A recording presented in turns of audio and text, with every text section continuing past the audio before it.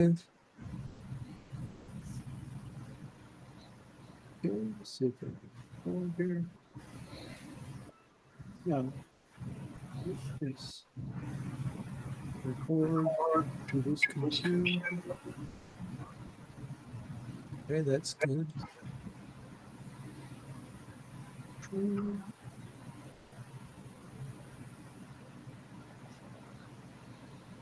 Okay, we should be going here now.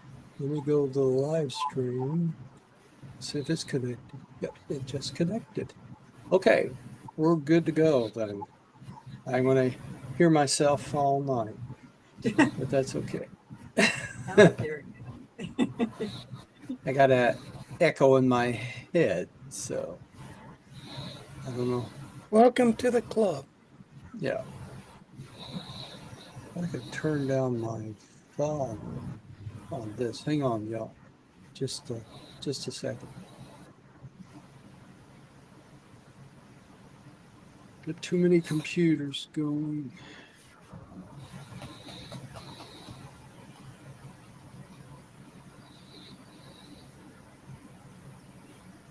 My output room. See if this helps. Nope. Y'all still hear me okay there? Yes. How about now? Yes. Okay. I'm gonna leave it right there. I just have to put up the hearing myself. Okay, let's get started. Last time we were talking about the first two apostles, right? This time we're going to start with the Zebedee brothers. I'm getting an echo bad. Y'all are y'all getting the echo? There's no echo. No echo. Okay. All right. Well, I'm just going to go on. Maybe I could take one of these out. No, it's not the air conditioner. It's these Apple iPod things. Okay. James, the older of the two apostle sons of Zebedee, whom Jesus nicknamed the Sons of Thunder, was 30 years old when he became an apostle. He was married, had 4 children, and lived near his parents in the outskirts of Capernaum, Bethsaida.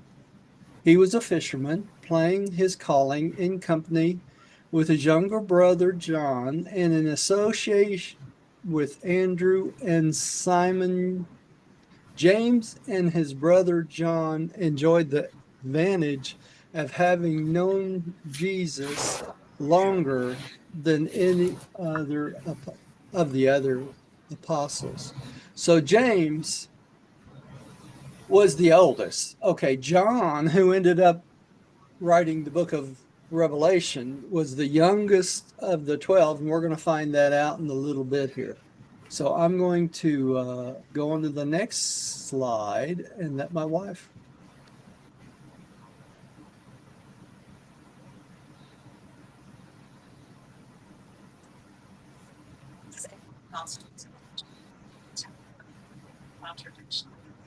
Can't hear you. Can't hear you at all. All right, dear, oh, are you muted? No. No, this is strange. Take your ear things out, stick them back into stick them back in your container. So,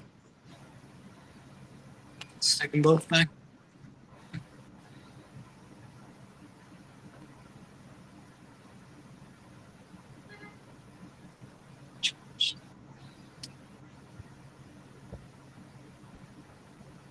That's because it's coming through.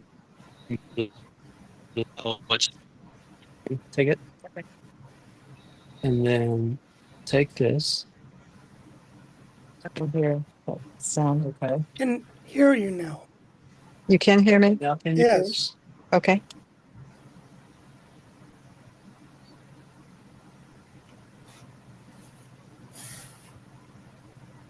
This able apostle was a contradiction.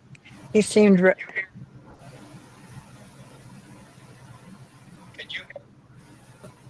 Yes. Can you Yes. hear her reading? Yes. okay.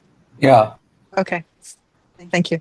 He seemed really to possess two natures, both of which were actuated by strong feelings.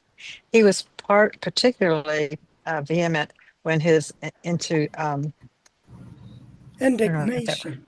indignation was once fully aroused.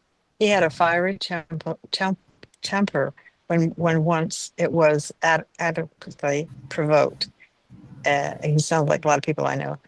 Yeah. And when the storm was over, he was always want to justify and excuse his anger under the pretense that it was wholly a manifestation of righteous indignation. Ex- yeah. Except for these periodic upheavals of wrath, James's personality was much like that of Andrew. He did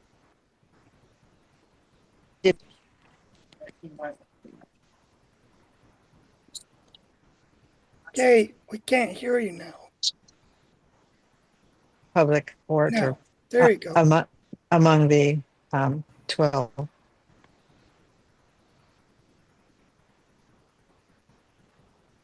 I lost my, You want me to redo it? huh? Did you want me to redo it? No, I'm still not, it's not going through my Well, ear things. Diane, she muted out. He did not have Andrew's discretion Can you or hear about that? insight into human nature, but he was a much better public speaker. Next to Peter, unless it was Matthew, James was the best public orator among the 12.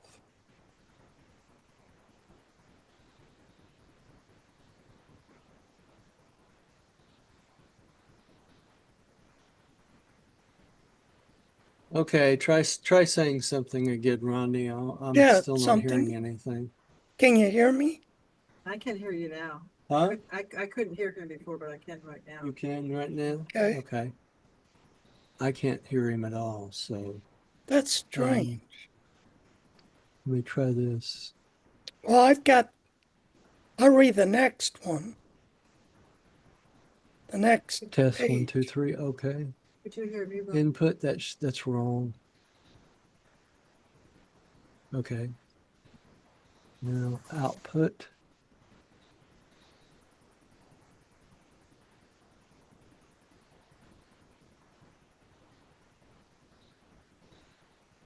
I am sorry, y'all. I'm just I'm going crazy with it. You know, I can't get my earphones to work. Let me unplug this, see if that helps any. I can't get any sound through my iPods, AirPods. Maybe is it the Bluetooth? Got to make sure your Bluetooth is on.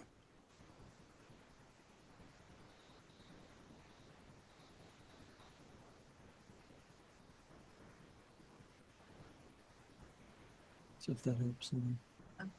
Sure.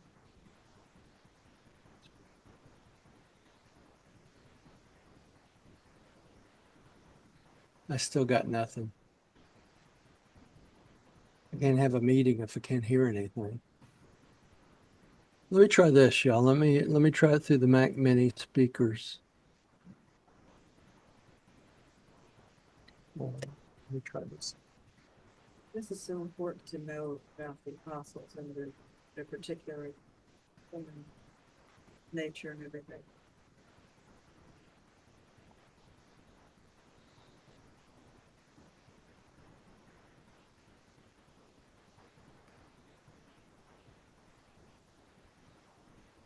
I got something. Can y'all hear me? Yes, I can hear you perfectly. can hear you fine. Somebody say something. Rodney, can you hear me? Something? Yeah, we can hear you just fine. Device speakers changed to Yeti microphone, now be used. Output Yeti microphone.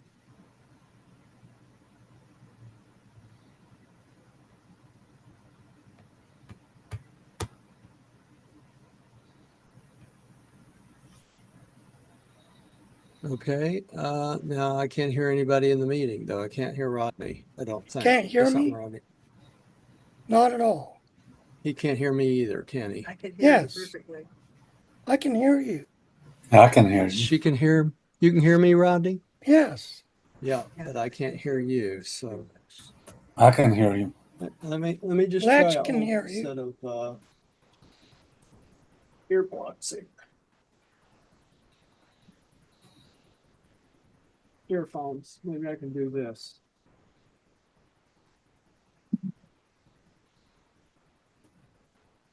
I am sorry, y'all. We keep going through this because I can't get any of the audio to work. Hmm. Okay, Rodney, let me see if I can hear you now. Yeah. Can you hear me? I got you now. Yeah, Cool. we're good to go. Okay, Rock and roll. rock and roll.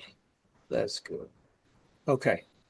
So where are we at? The apostle temperamental. Okay, so James was a little bit temperamental, but so was John. The thing I wanted to make about the point about this was that John and James both had a temper.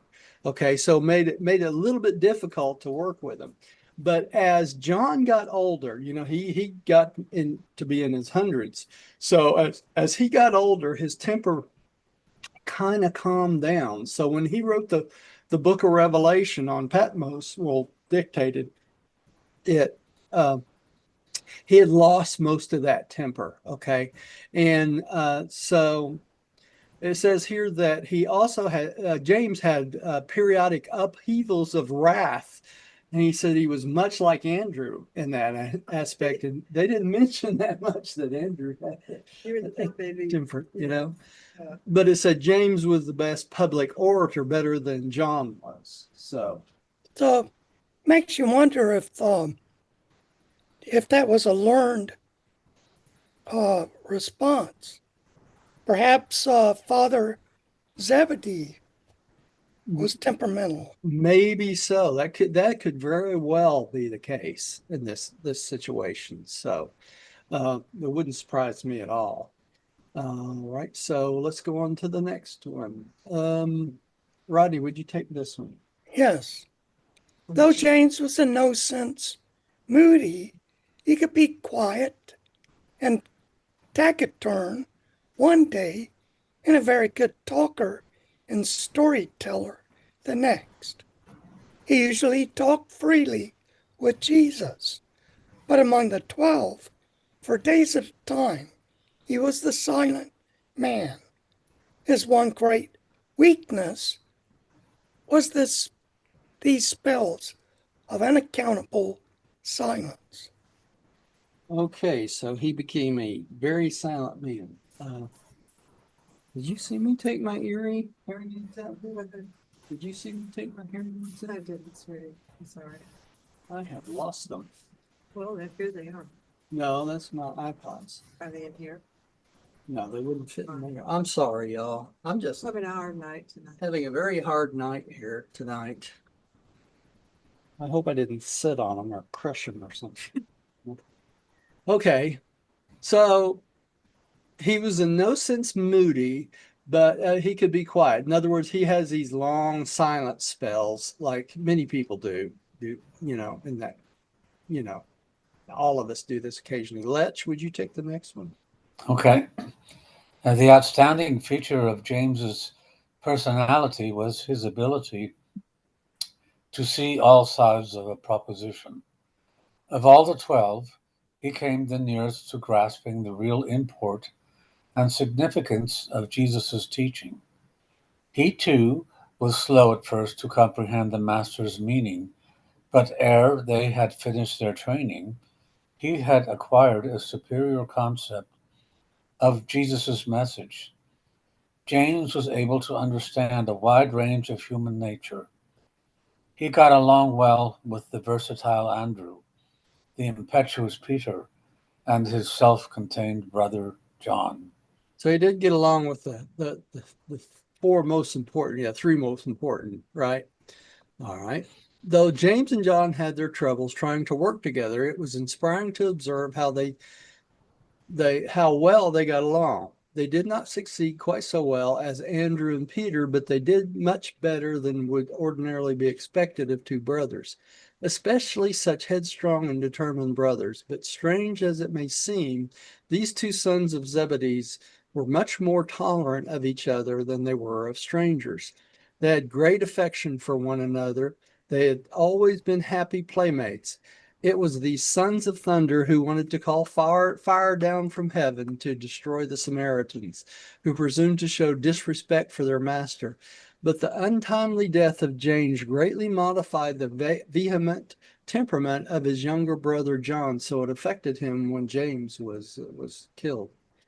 All right. It's interesting, with James being 30 and John being 24, 6 years difference. Makes you wonder how they played. Yeah, the, Yeah, it is. I mean, it makes you wonder how they could get along so well, right? All right. That was Gary. He just paged me, told me he can't make it tonight. All right. Did we read this? Probably. No, No. it's Diane's. is it my turn? No, it's mine. The Oh, characteristic of Jesus, which James most admired, was the master's sympathetic affection. Jesus understanding interest in the small and great, the rich and the poor, made great appeal to him.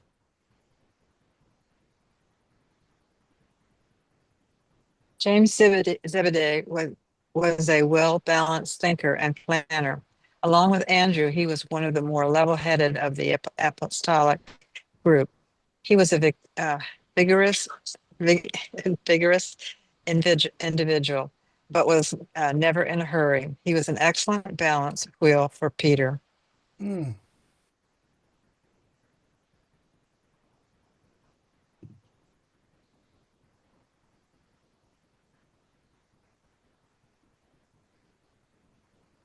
Visualize them and, Yeah, gives you an idea of what they were like, right? yeah. All right. Rodney. Yes. He was modest and undramatic, a daily server, an unpretentious worker, seeking no special reward when he once grasped something of real meaning of the kingdom.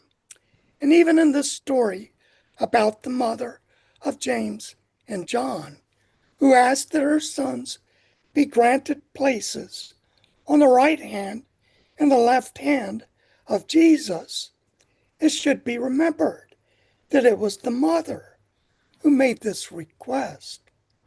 And when they signified that they were ready to assume such responsibilities, it should be recognized that they were cognizant of the dangers accompanying the master's supposed revolt against the Roman power, and that they were also willing to pay the price. When Jesus asked if they were ready to drink the cup, they replied that they were. And as concerns James, it was literally true. He did drink the cup with the Master, seeing that he was the first of the apostles to experience martyrdom, being early put to death with a sword by Herod Agrippa. James was thus the first of the 12 to sacrifice his life upon the new battle line of the kingdom. Herod Agrippa feared James above all the other apostles. He was indeed often quiet and silent, but he was brave and determined when his convictions were aroused and challenged. Okay, it should be remembered too that Herod Agrippa murdered James. James was not armed, had no threat to him or anything else, but he literally killed him with a sword, basically as an unarmed man. So he literally murdered him. Now, remember, that is not Stephen, who was the first, Stoned. huh? Stoned. Stoned, that's right, who was stoned to death. He was really the first martyr, but James was the first of the apostles to be martyred. Okay, that's the difference between the two. Letch, would you take the next one? Yeah. James lived his life to the full, and when the end came, he bore himself with such grace and fortitude that even his accuser and informer, who attended his trial and execution, was so touched that he rushed away from the scene of James' death to join himself to the disciples of Jesus. So the accuser of James that got him in trouble and got him killed actually joined the disciples of Jesus afterwards because of the way he died. Okay. John Zebedee. Okay. This is the youngest of the apostles. Okay. John Zebedee, when he became an apostle, John was 24 years old and was the youngest of the 12. He was unmarried and lived with his parents in Bethsaida. He was a fisherman and worked with his brother James in partnership with Andrew and Peter.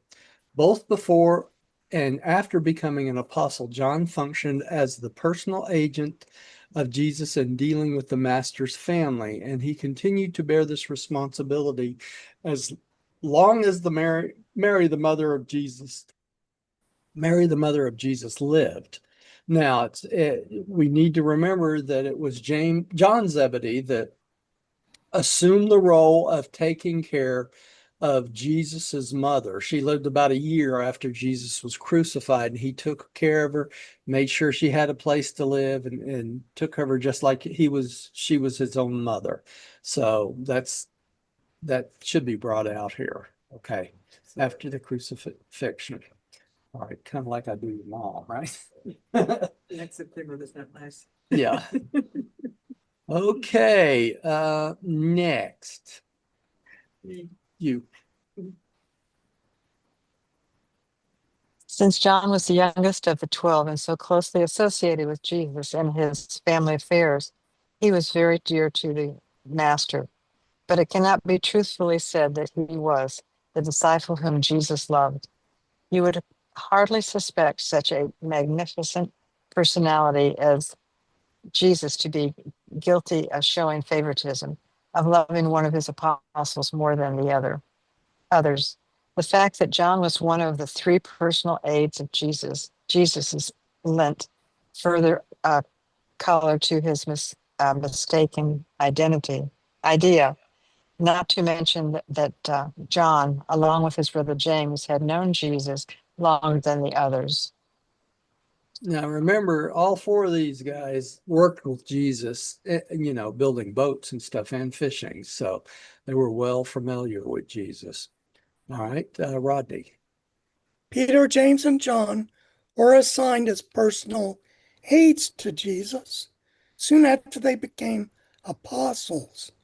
Shortly after the selection of the 12, and at the time Jesus appointed Andrew to act as director of the group, he said to him, "And now I desire that you assign 2 or 3 of your associates to be with me and to remain by my side, to comfort me and to minister to my daily needs."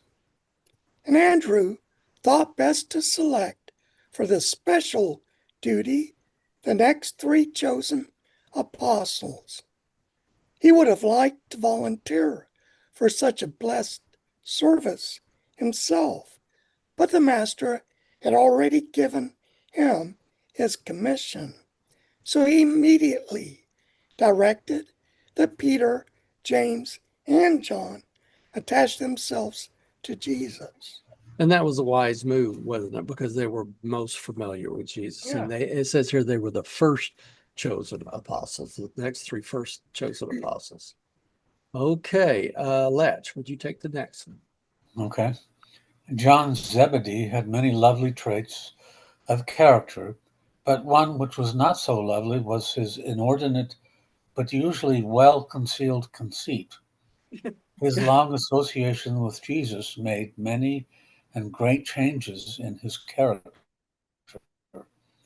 This conceit was greatly lessened But after growing old and becoming more or less childish, this self-esteem reappeared to a certain extent, so that when engaged in directing Nathan in the writing of the gospel, which now bears his name, the aged apostle did not hesitate repeatedly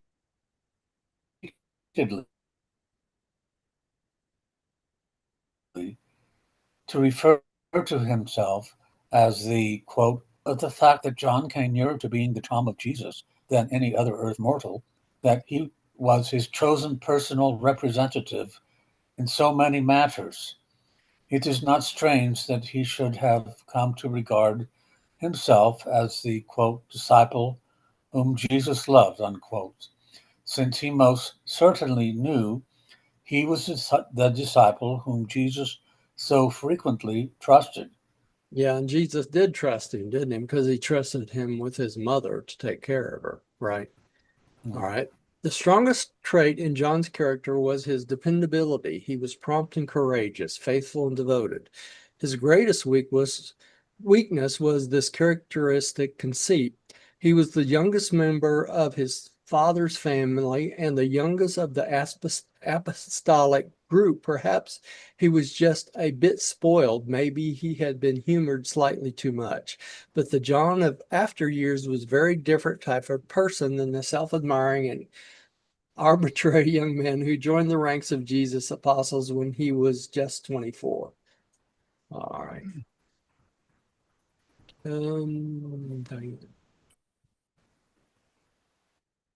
Those characteristics of Jesus which John most appreciated were the Master's love and unselfishness. These traits made such an impression on him that his whole subsequent life became dominated by the sentiment of love and brotherly devotion. He talked about love and wrote about love. This son of thunder became the apostle of love, just at Ephesus, when the aged bishop was no longer able to stand in the pulpit and preach, but had to be carried to church in a chair. Wow. And when at the close of the service he was asked to say a few words to the believers. For years his only utterance was, "My little children, love one another." So they didn't have wheelchairs back then. You're muted, Roger.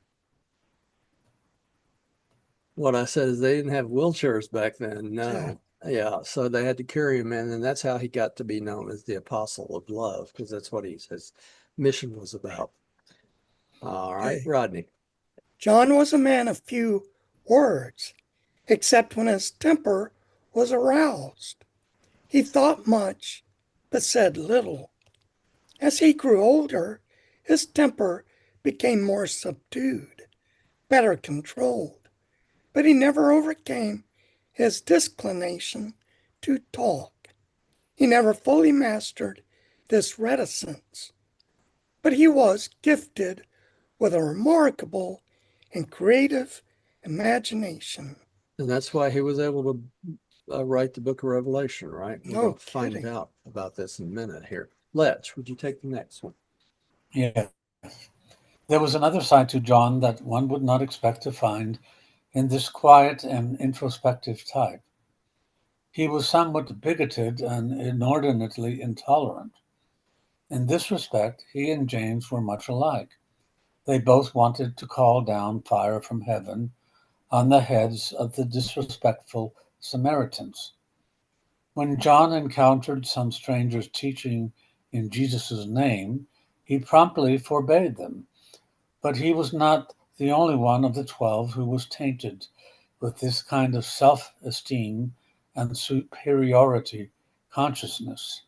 Okay, so he didn't like the fact that other people were teaching the gospel of Jesus other than the 12, right? But Jesus told him, don't stop them. Don't stop them, let them Who's teach. for us is not against us. That's right.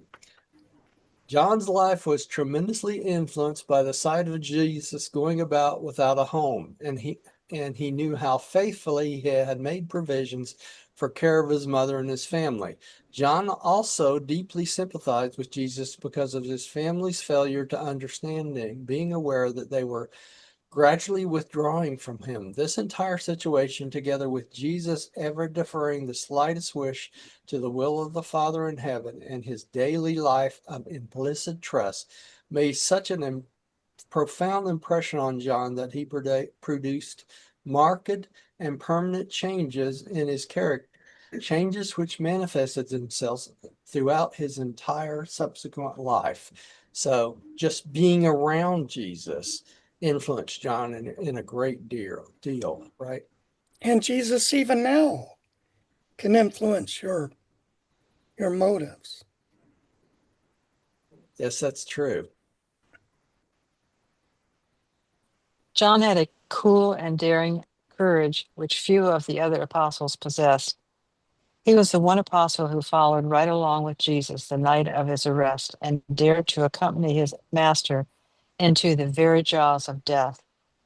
He was present and near at hand right up to the last earthly hour and was found faithfully carrying out his trust with regard to Jesus' mother and ready to receive such additional instructions as might be given during the last moments of the master's mortal existence. One thing is certain, John was thoroughly dependable. John usually sat on Jesus' right hand when the 12 were at meat. He was the first of the 12 really and fully to believe in the resurrection, and he was the first to recognize the master when he came to them on the seashore after his resurrection. That's really cool. So remember, John was the apostle that went in as Jesus's witness during the trial. Remember that? He had one apostle with him all the way in. He went in and saw everything that happened, recorded in his mind everything that was said and everything that happened to Jesus. And he stayed with Jesus even up to the crucifixion. When he was put on the cross, it was John that Jesus sent to go get his mother. Okay. So that's how much he trusted John. That's pretty important. It is. Okay. The son of Zebedee. The son of Zebedee was very closely associated with Peter in the early activities of the Christian movement, becoming one of the chief supporters of the Jerusalem church. He was the right hand support of Peter on the day of Pentecost. Okay. So he was pretty important, right? Lech, would you take the next one? Several years after the martyrdom of James, John married his brother's widow. The last 20 years of his life, he was cared for by a loving granddaughter.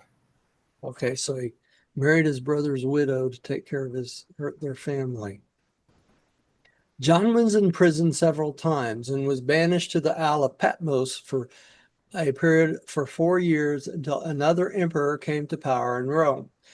Had not John been tactful and sagacious, he would undoubtedly have been killed, as was his more outspoken brother James. As the years passed, John, together with James, the Lord's brother, learned to practice wise conciliation when they appeared before the civil magistrates.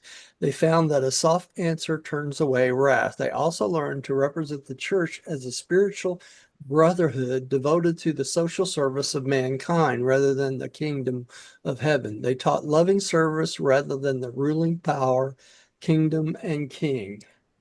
So he tried to put through the concept of the church as a brotherhood, right? Okay. When in temporary exile on Patmos, John wrote the book of Revelation, which you now have in greatly abridged and distorted form. The book of Revelation contains the surviving fragments of a great revelation, large portions of which were lost, other portions of which were removed and subsequent to John's writing. It is preserved in only fragmentary and adulterated form. Okay, and why is this so important? Number one, the book of Revelation was a revelation to John. He did not actually go there. It was a revelation. He saw this in his mind. I want to make sure that's clear. He could not have traveled to Jerusalem and actually witnessed this firsthand. It was revealed to him probably like we would a TV or something like that. But the important thing is this: what the revelation he saw was about the Lucifer rebellion. Okay.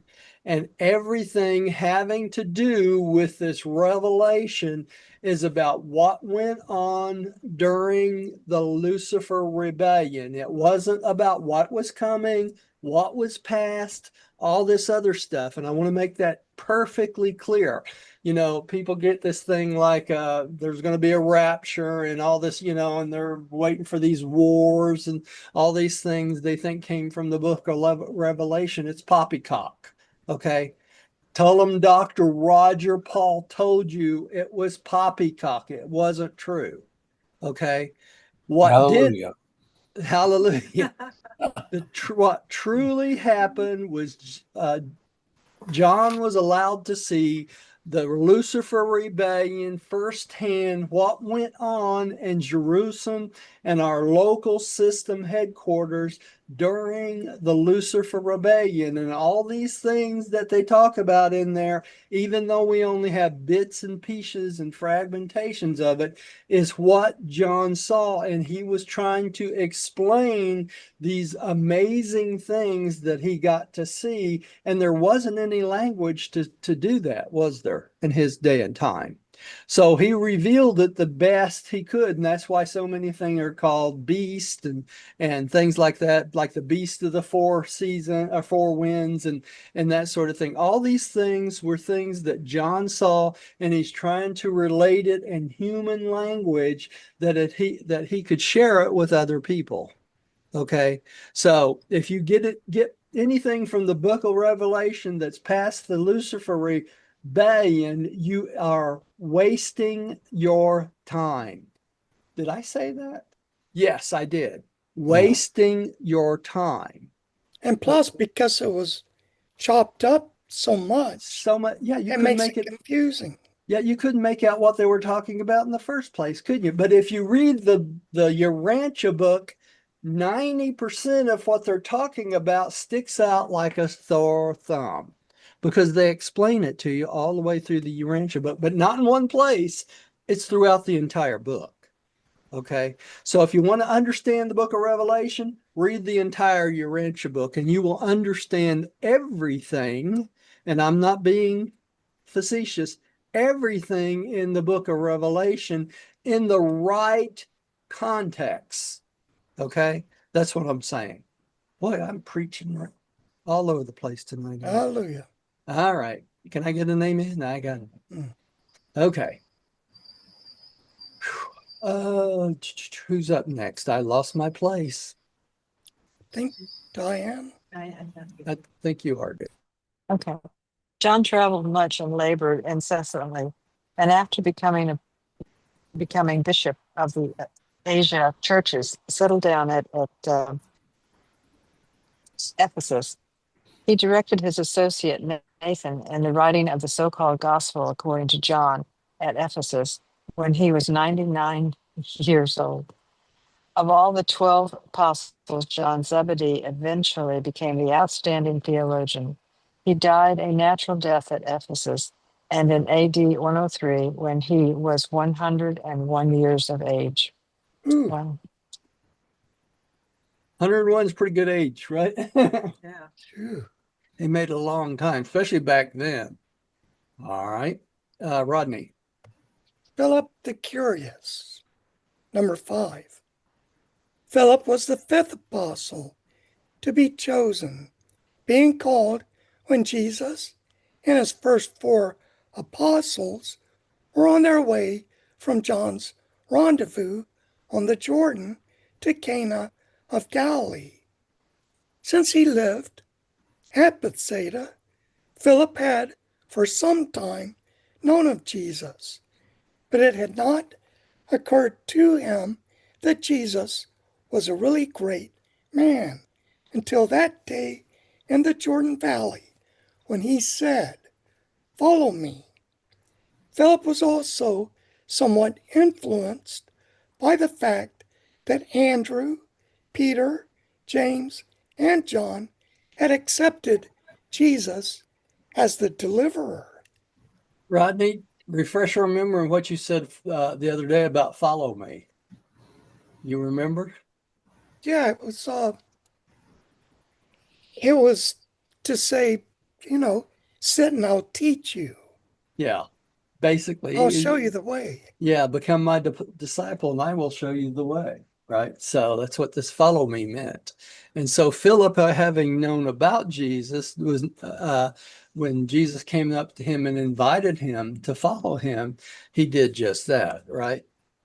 Yeah, it's an invitation to become a disciple. That's right. All right. Letch, would you take the next one? Okay. Philip was 27 years of age when he joined the apostles. He had recently been married, but he had no children at this time. The nickname which the apostles gave him signified curiosity. Philip was always wanting to be shown. He never seemed to see very far into any proposition. He was not necessarily dull, but he lacked imagination. This lack of imagination was the great weakness of his character. He was a commonplace and matter-of-fact individual. Okay, so he was just your average man then, wasn't he? More than anything. All right. When the apostles were organized for service, Philip was made steward, and it was his duty to see that they were at all times supplied with provisions. And he was a good steward. His strongest character was his methodical thoroughness. He was both mathematical and systematic, so he could organize things very well. All right, Diane. Philip came from a family of 7, 3 boys and 4 girls. He was next to the oldest, and after the resurrection, he baptized his entire family into the kingdom. Philip's people were fisher folk. His father was a very able man, a deep thinker, but his mother was of a very mediocre family. Philip was not a man who could be expected to do big things, but he was a man who could do little things in a big way, do them well and acceptably. Only a few times in 4 years did he fail to have food on hand to satisfy the needs of all. Even the many emergency demands attendant upon the life they lived seldom found him unprepared. The commissary department of the apostolic family was intellectually and efficiently managed. So he did all he could to make sure that everybody was fed and everything had provisions for everything. Rodney, would you take the next one? The strong point about Philip was his methodical reliability. The weak point in his makeup was his utter lack of imagination, the absence of the ability to put 2 and 2 together to obtain 4. And it makes you wonder how he was such a good steward. I don't know. It does. He was mathematical in the abstract, but not constructive in his imagination. He was almost entirely lacking in certain types of imagination. He was a typical, everyday, and commonplace average man. There were a great many such men and women among the multitudes who came to hear Jesus teach and preach, and they derived great comfort from observing one like themselves elevated to an honored position in the councils of the Master. They derived courage from the fact that one like themselves had already found a high place in the affairs of the kingdom. And Jesus learned much about the way some human minds function as he so patiently listened to Philip's foolish questions, and so many times complied with the student's request to be shown. Okay, so he was your average man then what? Okay, out there. So they all accepted him because he was just like they are, right? Lech, would you take the next one? Yeah. The one quality about Jesus which Philip so continuously admired was the Master's unfailing generosity.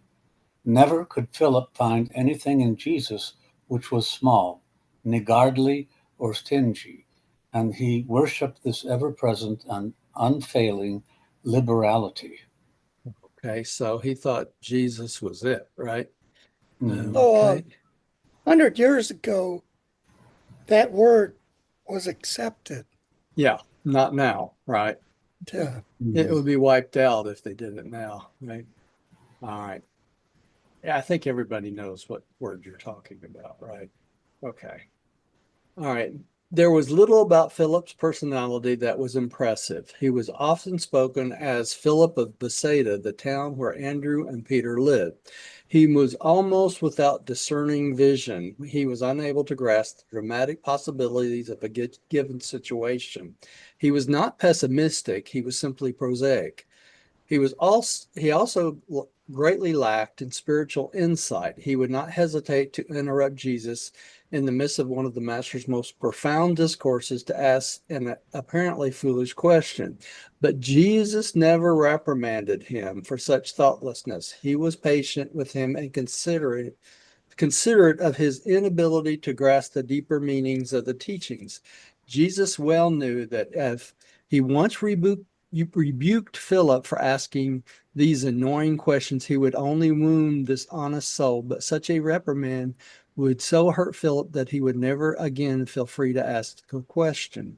Jesus knew that on the worlds of space, there were untold billions of similar, slow-thinking mortals, and he wanted to encourage them all to look to him and always to feel free to come to him with their questions and problems. After all, Jesus was really more interested in Philip's foolish questions than in the sermon he might be preaching. Jesus was supremely interested in men of all kinds of men, right? He was being supremely kind-hearted, I think. I think he Yeah. was too. Yeah. Which brings up an interesting question to me I was thinking about today. Let me throw a monkey wrench in here just to spice things up a little bit tonight. Have y'all ever noticed that if you ever see pictures of aliens, that none of them are fat? You ever Yeah. thought? Yeah, I've seen, I've They're thought skinny. that. They're Yeah. skinny, all of them, Yeah. aren't they? Yeah. You know, the reason I bring that up is this. You know, if we have all these billions worlds out there, and they are like they say they are in the mansion worlds, in other words, when you eat something or drink something, you use 100%. There is no waste. Okay. So they would not get, if they ate or drank anything, they would use all of whatever they ate or drank. So there would be no waste. And it dawned on me today, after all these years looking at all these alien pictures, none of them are fat, so they must use 100% of however they get their nutrition. Yeah, but they aren't Urantia aliens. No, they aren't, but still they are beings from other planets which are set up in a certain process, Rodney. So they are not experimental planets like we Well, are. but they're so far superior to us that they've already gotten past what causes. Yeah, all this Yeah. stuff. That's right. All this Yeah, stuff. the American diet is horrible. Oh, it's awful. But I wanted to bring that point up because it's kind of brings it back to this paragraph about Philip, that he's just an ordinary guy. Okay. And all these planets throughout all the universes are filled up with ordinary people, right? They're Yeah. not that special. They're just people like we are. And so, you know, that made me think about that as I was studying for this. I was thinking, well, you know, all the aliens we see are skinny. Mm. You know, none of them are fat like we are. You know, we're all just tubos. So I just find that interesting. Okay. Now I have to read. Now you have to read, right? Okay. The apostolic steward was not a good public speaker, but he was a very persuasive and successful personal worker. He was not easily discouraged. He was a plodder and very tenacious in anything he undertook. He had that great and rare gift of saying, "Come." When his first convert, Nathaniel, wanted to argue about the merits and demerits of Jesus of Nazareth, Philip's effective reply was, "Come and see." He was not a dogmatic preacher who exhorted his hearers to go to this and do that. He met all situations as they arose in his work with, "Come, come with me. I will show you the way." And that is always the effective technique in all forms of phases of teaching. Even parents may learn from Philip the better way of saying to their children, not go go do this and go do that, but rather come with us while we show and share with you the better way. That's lovely. The better way. Yeah, Yeah, Letch. beautiful. Yeah, it was. It is. Great way to approach everything, right? Rodney, would you take the next one? The inability of Philip to adapt himself to a new situation was well shown when the Greeks came to him at Jerusalem, saying, "Sir, we desire to see Jesus." Now, Philip would have said to any Jew asking such a question, "Come." But these men were foreigners, and Philip could remember no instructions from his superiors regarding such matters. So the only thing he could think to do was to consult the chief, Andrew, and then they both escorted the inquiring Greeks to Jesus. Likewise, when he went into Samaria, preaching and baptizing believers, as he had always been instructed by his master, he refrained from laying hands on his converts in token of their having received the Spirit of truth. This was done by Peter and John, who presently came down from Jerusalem to observe his work in behalf of the mother church. Okay, so their process was to lay hands on them in recognition of having received the Spirit of truth. Okay. Letch, would you take the next one? Philip went on through the trying times of the Master's death, participated in the reorganization of the 12, and was the first to go forth to win souls for the kingdom outside of the immediate Jewish ranks, being most successful in his work for the Samaritans and in all his subsequent labors in behalf of the gospel. So he went forth and spread the news then, didn't he? Philip's wife, who was an efficient member of the women's corps, became actively associated with her husband in his evangelic work after the flight from Jerusalem prosecution. His wife was a fearless woman. She stood in the foot of Philip's cross, encouraged him to proclaim the glad tidings even to his murderers. And when his strength had failed, she began reciting the story of salvation by faith in Jesus. Did you notice that? Mm-hmm. Recital of the story of salvation by faith, not by sacrifice, right? In Jesus, was silently only when the irate Jews rushed upon her, stoned her to death. Their eldest daughter, Leah, continued their work later on, becoming the renowned prophetess of Hierapolis. All right, Diane. Philip, the one-time steward of the 12, was a mighty man in the kingdom, winning souls wherever he went. And he was finally crucified for the faith and buried at Hierapolis. Well, Okay, that's it for tonight, y'all. We're going to start with Honest Nathaniel on Tuesday. Is it Tuesday. Thursday? Yeah, it's Thursday, isn't it? Man, weeks go by so fast. Nice. It really does. So we'll take it up from there. Let me stop the share and we'll do the prayer for us tonight. There we go. And Letch, would you like to read the prayer for us tonight? Sure. Prayer of acceptance. I believe that God is my paradise Father, and that only by faith am I saved. No sacrifice is necessary. By this same faith, I became a child of God, and know that all men and women are my brothers and sisters.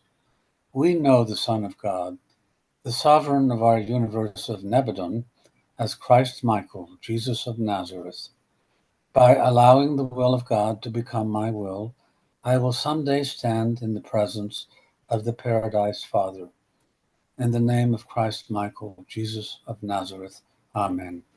Amen. And thanks everyone for coming to join us tonight. Please come see us again. Sorry for all the technical problems to start out. I'll try to get them straightened out next time before we start. The problem is when I start, I don't know if I'm going to have problems with my microphone and earphones and all that until we get started, because I don't have anybody here early. So, so it just is what it is, and we'll work it out as we go. We'll figure it out sooner or later, right? Yeah. All right. Y'all have a great night. Thank you for coming. We loved you Thank guys. you. Thank you, Roger. You're Thank you. welcome. And we will Bye-bye. see everybody Tuesday. All right. Okay. Love